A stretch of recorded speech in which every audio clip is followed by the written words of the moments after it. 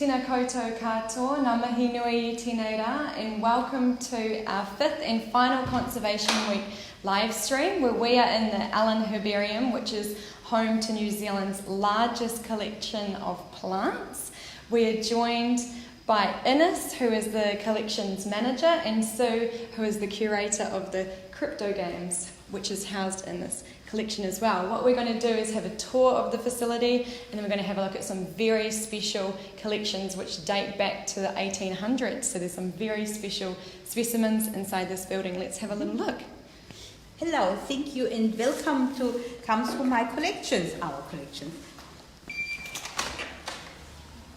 So the same process, if you have any questions, please write them as comments, and Ines and Sue would love to answer them.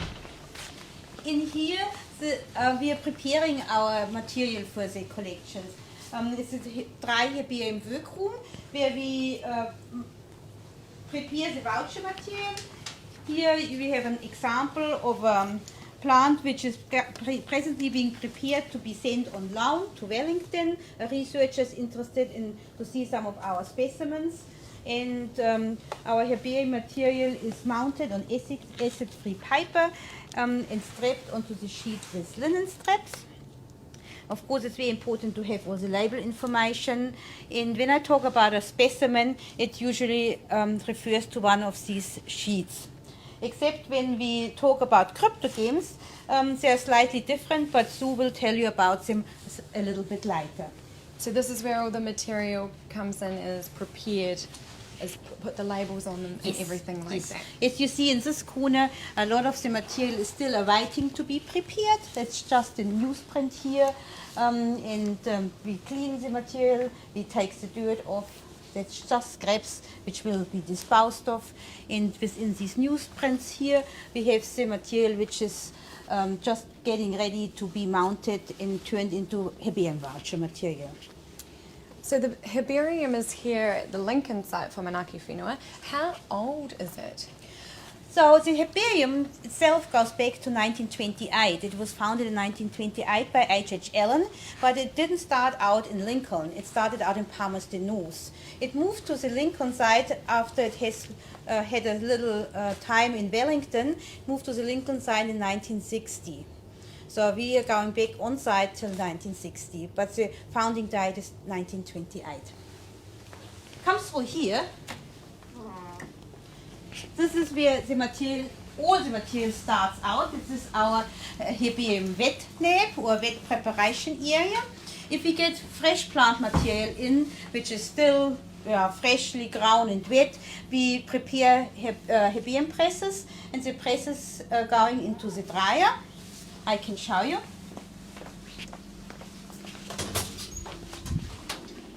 At this time of the year, it is rather empty. In the middle of summer, when there's field season, we have the whole cabinet full of herbarium presses. When I talk about a herbarium press, I talk about something like this. These are just 2 wooden boards filled with newsprint, with newspaper, and the plants are just sandwiched between the newspaper and strapped between these wooden boards. How long are they kept in here? It depends what we're talking about. If you just have a very dry grass, it can be dried within 2 or 3 days. If you talking about a succulent like a cactus or a very fleshy plant, it can take up to 2 to 3 weeks before it's sufficiently dried.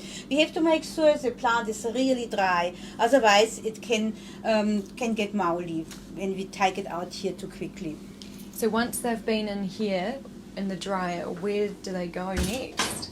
They have to go through the freezer. First they're a little bit warm, now they're getting very cold. Okay. We are very worried in here about insects. So insects are our biggest enemy because insects chew away on our plants. And so because we also work in here, we don't want to spray nasty chemicals all the time.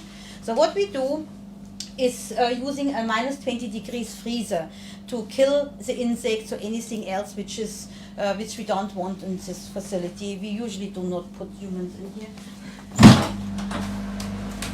As you see, it's a big walk-in freezer, so we can put lots of material in here, and it's very cold. And how long are they kept in the freezer for? At least 7 days. This should kill most of the insects. Some plant groups we double freeze. Some plant groups are prone to insect damage, like the cabbages or even the daisies. They are very, very popular with some of the insects. And so we make sure that we kill even the last egg or the last insect by double freeze them. This means we freeze them for 7 days with minus 20 degrees. Then we take them out for 7 days. So if there's still eggs or anything which hasn't been killed by the temperatures, low temperatures, we just let them giving a chance to warm up again, and then we freeze them again for 7 days. This is also a requirement for our MPI. If we get material in from anywhere in New Zealand or from anywhere else in the world, we have to put everything through the minus 20 degrees freezer. Now, in the last few weeks, we've had a very special collection arrive Yes. from the subantarctic.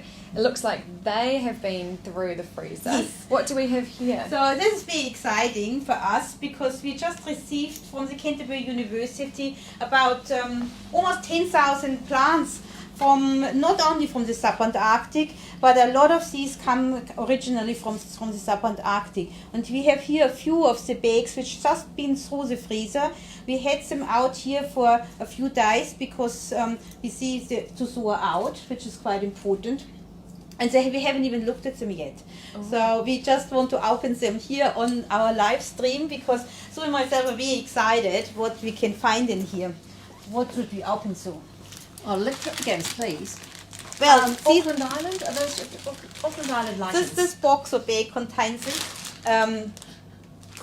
lichens which have been collected by Brian Finneran on the Auckland Islands. And we are so excited because, as you might know, these subantarctic islands like Auckland Islands are very hard to get to. Oh, Brian Finneran spent quite a bit of time on the Auckland Islands, especially on the Snares Island. His collection there is really important. You hold the bag, I hold the box. Because one of the requirements to transfer these safely from Canterbury University, we had to double bag these specimens.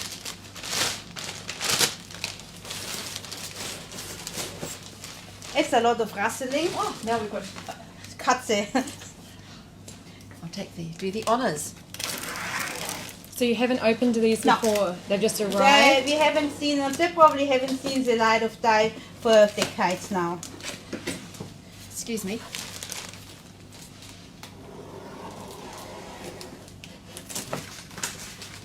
It comes with the inventory, which is marvelous. Oh, there's some cladonias and cladias and bewellias. They look beautiful. Well, I showed you I just before want to see a cladonia. a mounted specimen, a little siege before. These are cryptograms. Cryptograms are stored differently. They are stored in envelopes. Okay, and so what do we have here? What does the label say? This one says that it's a Cladonia antarctica, and it was collected from Erebus Cove, Port Ross, Auckland Islands, and it was collected at shore level on a peat bank by Brian Finneran, and this is his collecting number, so it was number 1895 of his collection.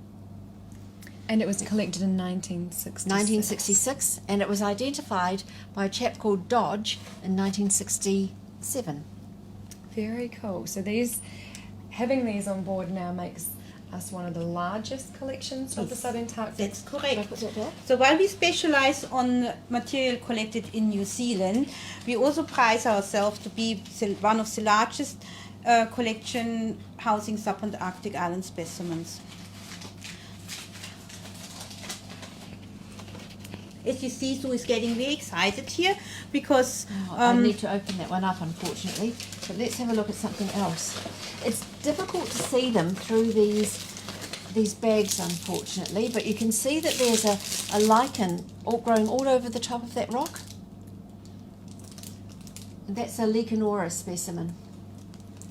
Now, a lichen is actually an association of a fungus with either a alga or a blue-green alga. So it's actually a community of obligate community of things growing together.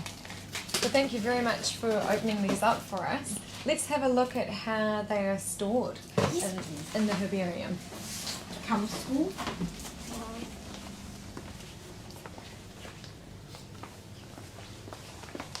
Because it looks like these are really heavy doors. They are. It's all temperature controlled. It is indeed temperature controlled. If you come in here, you can feel it reasonably cool. We try to keep the rooms in a steady temperature of 19.5 degrees temperature and the relative humidity to 45 to 50% relative humidity. That's a bit of a compromise because we're also working down here. It would be better for the plants if we could go a little bit colder, but for humans it's not so good if we go too cold. But the humidity is the optimum level for plants. If we go too dry, plants become brittle. If we go too humid, they're prone to attract silverfish or mold. I want to show you, as you see, we have the specimens in freestanding cabinets, which is marvelous for our locality here in Lincoln. During the earthquakes, we had no damage whatsoever. None of the cabinets was really damaged. And so they're all stored in these cabinets. Let's have a look. I want to show you. It's a short cabinet which has 21 shelves. The specimens, if we talk about sheet specimens or vascular plants, are stored in folders. This is a folder of Olearia alumni. Here, each sheet is covered by a flimsy. All the material is ideally acid-free. I will open this one and you see, that doesn't look very acid-free to me. You see some foxing on the paper. That's a very old specimen collected by Thomas Kirk. So when did Thomas Kirk collect in New Zealand? I think it was mostly around the 1890s that he was collecting. And I asked you here because Thomas Kirk didn't put a date on it. We require these dies that you put a collection date with the collection, but he must have forgotten to write a date. Dates on most of his liverwort collections. But unfortunately not on this label. So talk us through how they are labelled and obviously laid out. So we try to display the plant on the sheet so that you can see the upper and the lower surface of the leaves, that we don't disguise any of the flowers, of course. So we use linen straps to strap it on. The plant is loosely attached, as you see. You could still take things off, so it's not solidly glued to the sheet. You see on the sheet that it has a basic label, and as I mentioned before, this label is too basic. These days we do require much more information. You have the name of the plant here, and you just have a very brief descriptions of the locality here and who collected this. And this is a method that hasn't changed. It hasn't changed much, but we do now require a little bit more information for our specimens. Here we're going a little bit better. We have already a typewritten label, but in this folder it looks like we only have quite old specimens. So you have multiple specimens here of one species? Of course.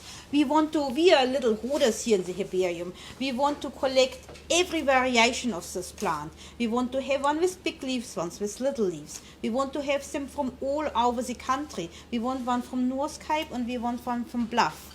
We also want one collected in spring and one in summer, one in winter. We want to have one collected by Banks and Solinder 250 years ago and one by you yesterday. So we have different scales. We have scales of geographical variation, morphological variation, and time variation. So we can't get enough of our plants. It's very important for recording this. And so there are a lot of cabinets in here. Yes. And they house hundreds of thousands of plants. So let's have a little look at the scale of just how big this holding facility is. We are here in the middle one of three large rooms. Past the dehumidifier here into the Totoro Home. Totoro Home because this is the oldest part of the collection. This room was the first one built on site. This was opened in 1960 here in Lincoln, and this is the largest part of this storage facility here. Wow, that's massive. As you can see, the grey cabinets date from that time too. Yes. The storage solutions hasn't changed since the collection started. Some of these cabinets have come from Palmerston North and via Wellington to us here. And so you have taken out for us some very special collections. Indeed. Yes. Let's have a little look at what you've got. Because everything is locked away in cabinets, we thought we just take some of the material out. It's really hard to decide what to show you because we have 660,000 plants in here. And so if we take everything out and show everything I really like, we would be here, many more hours. So I would like you to come and follow me into the third storage area. So Ines, why is it so important that we do collect these and keep them here and preserve them? The main purpose of a herbarium or plant collection like this is documenting the flora of a region. And we are here documenting the flora of New Zealand. So what you get, if I find in here, documents what's growing in New Zealand. But not only New Zealand, because we also need some reference material from other parts of the world. Sorry, so turns out while it houses a lot of plants, doesn't house too much Wi-Fi. We just dropped out for a second there, but we're back. And part 2 of the Allan Herbarium tour. And Ines was just explaining that we're about to go and have a look at some of the special collections which are really old housed here. So let's have a little look at what we've got. And I'm aware that we are on Conservation Week right now. Even Conservation Week is almost finished. So shall we start with my historic collection or go straight to my more threatened plants in the back? Yeah, let's have a look at the threatened plants, that's right. Here you can see some of the specimens we regard as threatened. That this plant has been more or less recently described in 2004 by Peter Heenan and Brian Molloy. It is a shrubby daisy and it can be only found in the Canterbury Plains. As you know, Canterbury Plains have been largely modified. So this is just a relic of the plains. It's called Olearia adenocarpa. And this has been discovered or recognized by our botanists that is quite different to other Olearias. And so they described a new species, and so they saved the species from extinction by discovering and naming it. Nowadays you can buy this in any good nursery because Department of Conservation took on a recovery plan for this plant, and it's sort of brought back to life. So people would probably know that there's a lot of birds that are on the verge of becoming extinct, but not so much plants. How many do we have here that are critical or extinct? Right, this one here, it's called Adam's mistletoe, and it's one of the plants which are extinct, which do not exist in New Zealand anymore. This was the very last specimen of this mistletoe collected. And as you see in the book behind this plant, this was a specimen which was used to make these illustrations. You can see the resemblance.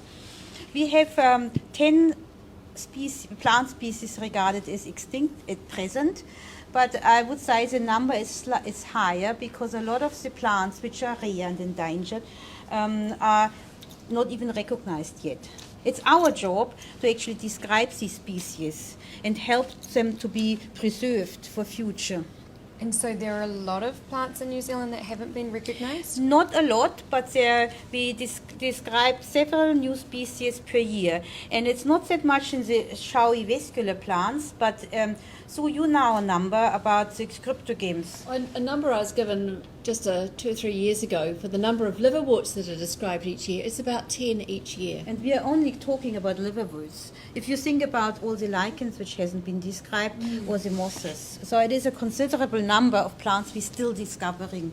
And you can see they're endangered, they're also vulnerable, critical, so there's various levels. Various levels, a different status for different plants, and these status are updated every other year and published in the conservation status of New Zealand indigenous vascular plants. So there's a list keeping record of how these plants are doing.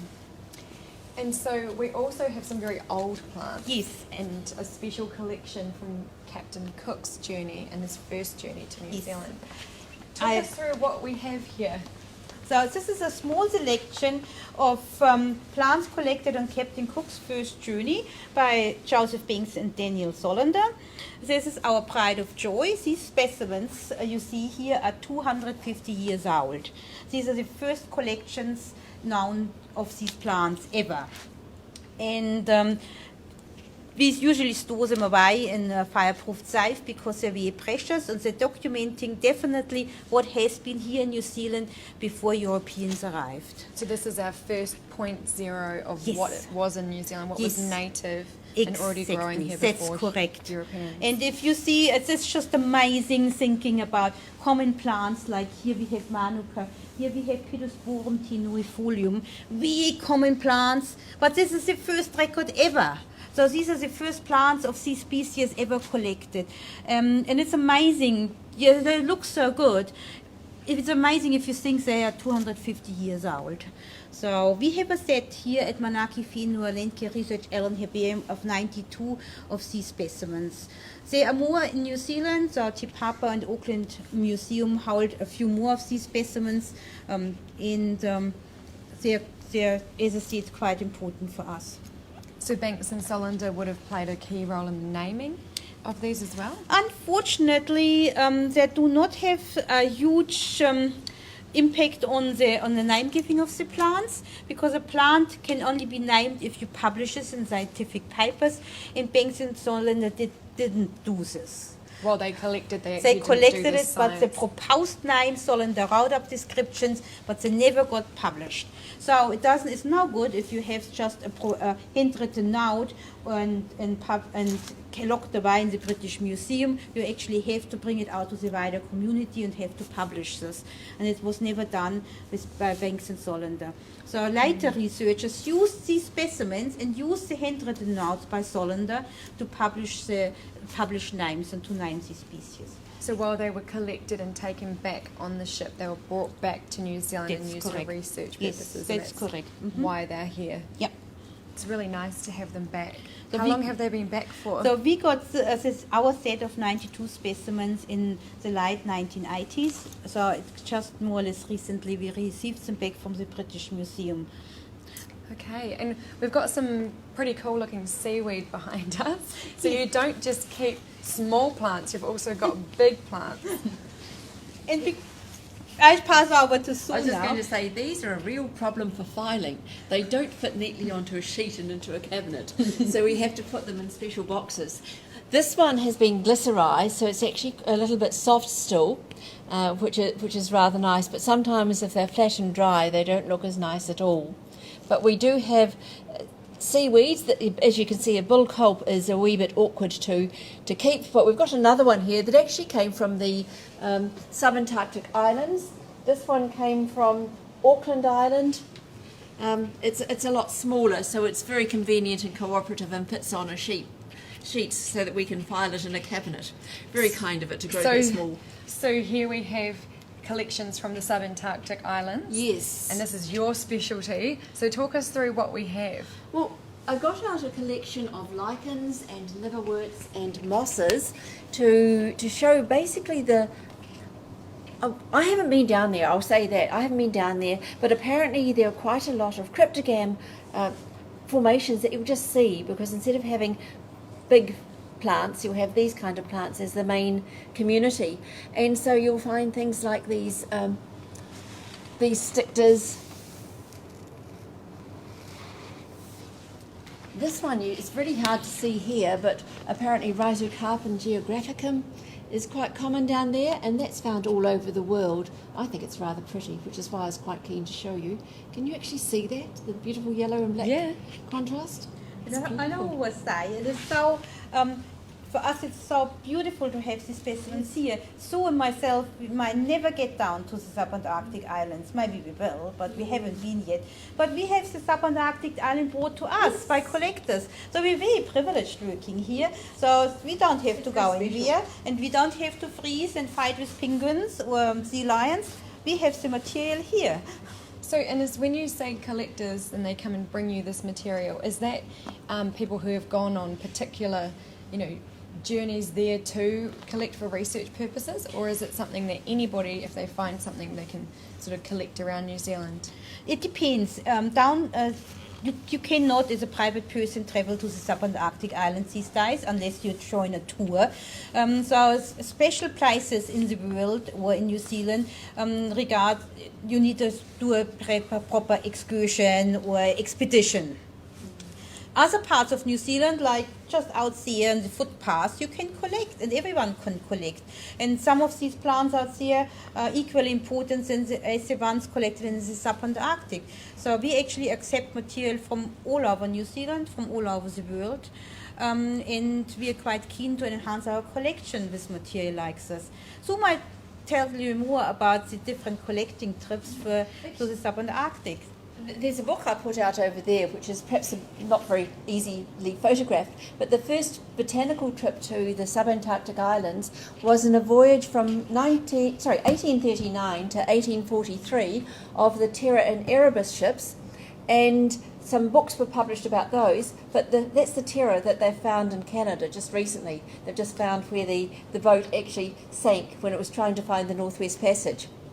Another expedition, which I think is quite interesting, is that during the Second World War, because the subantarctic islands were uninhabited, they decided they wanted some coast watchers down there to look out for any enemy ships.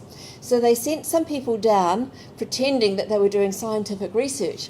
So they did some surveys, they made meteorological observations, and they collected plants. And just as an example, this is a moss that was collected on that Cape expedition, the highly secretive coast watching expedition down there when they were really looking for enemy ships.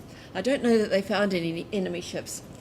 So I guess the importance of collecting from the subantarctic as well is to see and monitor what changes are happening, what plants, how they might be changing for research purposes as well. And we are very aware with climate change and global warming that the vegetation might change dramatically down there.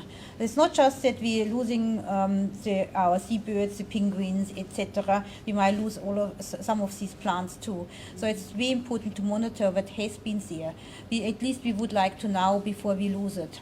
So these are the record of when these were collected. Yes. Anything else past that date you can measure against. And exactly. And this is when some of these plants have been collected 100 years ago, some 50 years ago. And if you go down there now, will you still find them? So that's very important to have these records, at least as an evidence that these plants were there. So it's actually a collection like this can easily document climate change. And for the herbarium in itself, how many new specimens would you be getting in each year? We be playing around with a number between 5,000 and 8,000 per year in a regular year. Now it's getting in 10,000 in one go from the Canterbury University, so some years are slightly different. So we also have to capture some collections from other herbaria which have to close down due to finance cuts, for example, and we do not like to. We just have to look after the material. We don't want it to go to waste or to the dump because we see the importance of it. So we've had a couple of questions. Mm-hmm. What is the importance of the old specimens, probably in relation to the collection by Banks and Solander? It's a very good question. First of all, we see it as a reference of the plants which have been here before Europeans came. So these we can actually say now for sure these plants are the native plants to New Zealand. Nowadays, we have far more exotic plants in New Zealand than native plants. The species number of exotic plants is higher than the species plants of the native plants. So this is a reference point what's actually native. They also can be used for research. Nowadays, some studies can be undertaken documenting climate change, for example. The carbon dioxide level. People have done some research by looking at the leaf surface. Do actually the plants collected at similar localities these days have a different setup? It looks slightly different. We haven't had anybody extracting DNA out of these plants yet. Have the DNA changed maybe? So they can be used as a reference material, and it's quite important to have them. I see there will be far more, they will be becoming more and more important as time goes by, I would say. And so you've also taken out some of the New Zealand Yes, collection. we quickly passed by some of the Megahoops. My sparkling bog plants. Apparently peat bogs are quite common down on the subantarctic islands. So now we'll put out two. You can see there's two different sparkling plants here. So what I've is really that? got to get you to say something about the cryptograms. Yeah. So most people will know sphagnum and sphagnum bogs, and it's those which have compacted to make peat in other countries and may end up making coal eventually, but there's not enough around. But I just thought that I needed to draw some attention to them. I'm just being selfish. As you see, so I always compete a little bit because Sue got much more spice for her cryptograms. Here are some examples of the more iconic plants growing in the subantarctic island. People might know the Megahoops, and Megahoops are very difficult for me because some of the leaves are just humongously big and cause a lot of trouble to press and dry. So the plants you see here are actually small examples of Megahoops, and there are two examples of the Megahoops, which is a stilbocarpa here, and it's pleurophyllum here. It's a beautiful daisy in the Aralias here. Moving on to more some iconic New Zealand plants, which you all know. We have here nice fern species.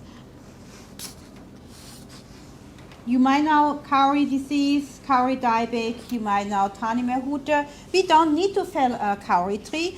We are happy with just having some leaves on the cone for our voucher materials. This document a curry plant. This is a Cody. Yes, that's plant. a curry plant. Yes.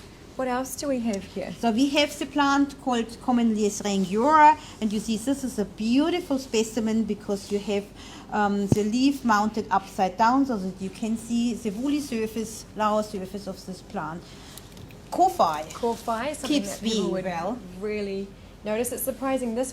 When was this collected? In 1998, and the Yes. colour is still It's still quite beautiful. strong. If you press it nicely, if you dry them and change the blotting paper frequently, the color remains usually.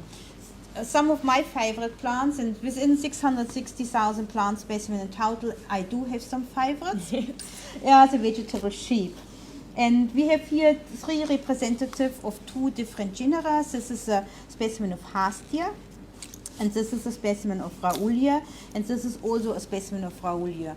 When I first came to New Zealand and saw this in central Otago, growing in the old gold fields, I thought, oh, it's a lichen, what is this? And it's actually a daisy. It's amazing, and it's unique to New Zealand. You don't find anything else like this anywhere else in the world. And the other iconic plants like Veronica, also previously known as Hebe. We have Kawakawa, Pohutakawa, beautiful plant, as a very old specimen. This is a plant which I just was notified a wee while ago because I didn't know about this. This is actually not a real plant. This is just a tree root which has some deformities on it. And the deformities of this tree root are caused by this plant, which is called Dactylanthus taylori, or the plant of Hades. And it's a parasitic plant. You say, wow, it looks ugly and brown. It is never green because it doesn't have chlorophyll.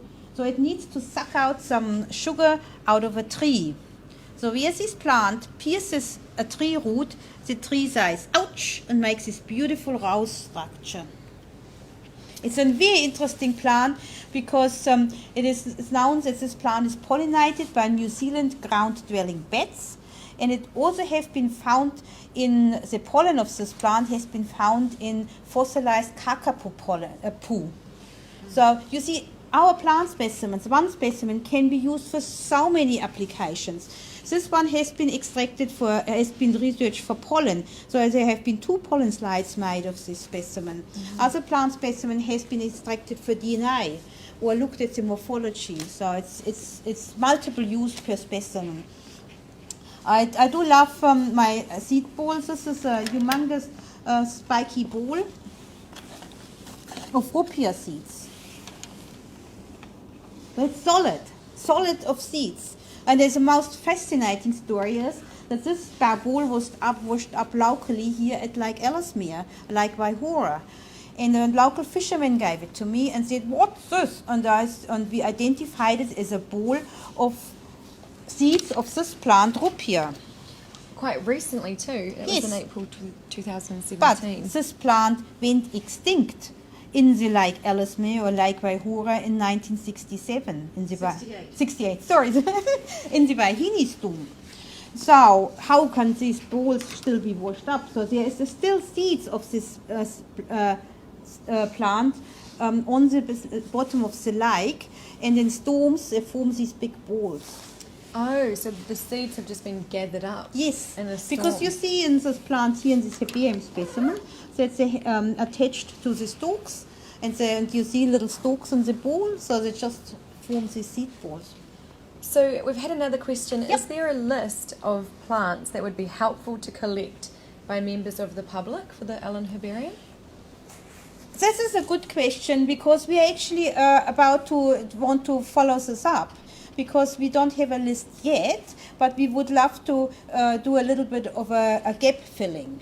And we will get back to you about this later once we have thought about it. I can say that some of the common weed like gorse and broom have not been collected very well.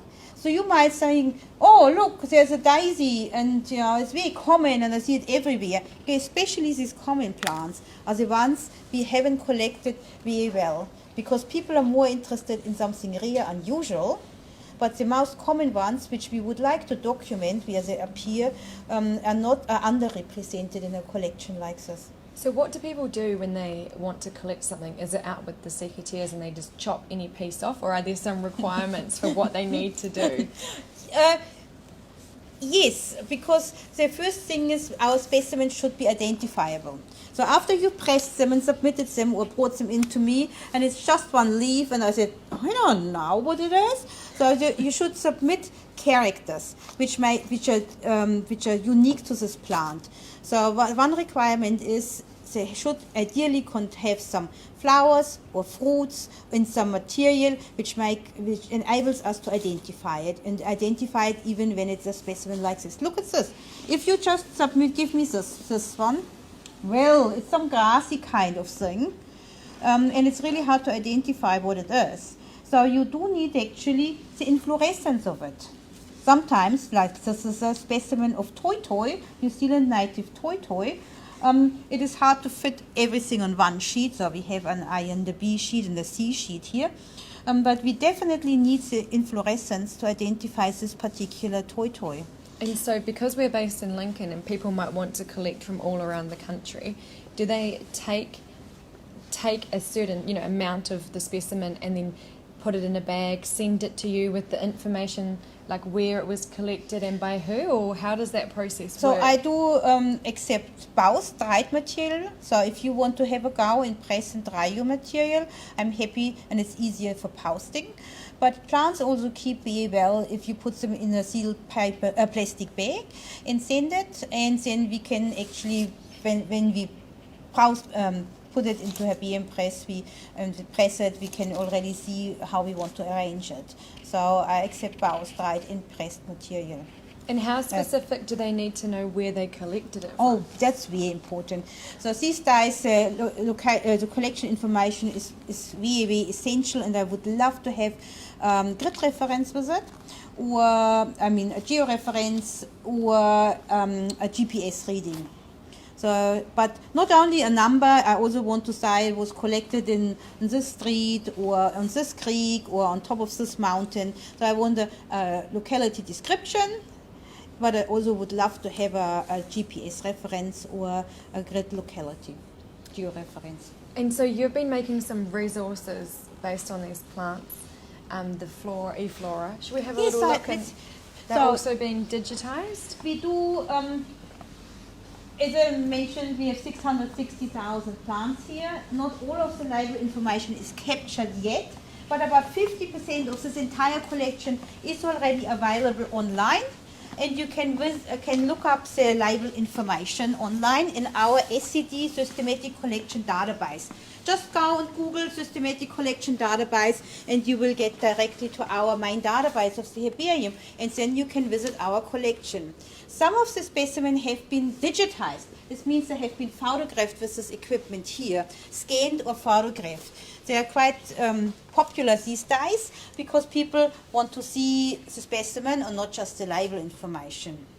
But you mentioned before that that one of our products we're producing here at the Allan Herbarium is the flora of New Zealand. And until just recently, the flora was printed in books.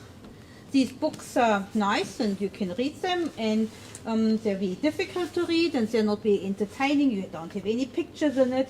And some people find it very tedious and hard to read because they have some terminology people can't understand.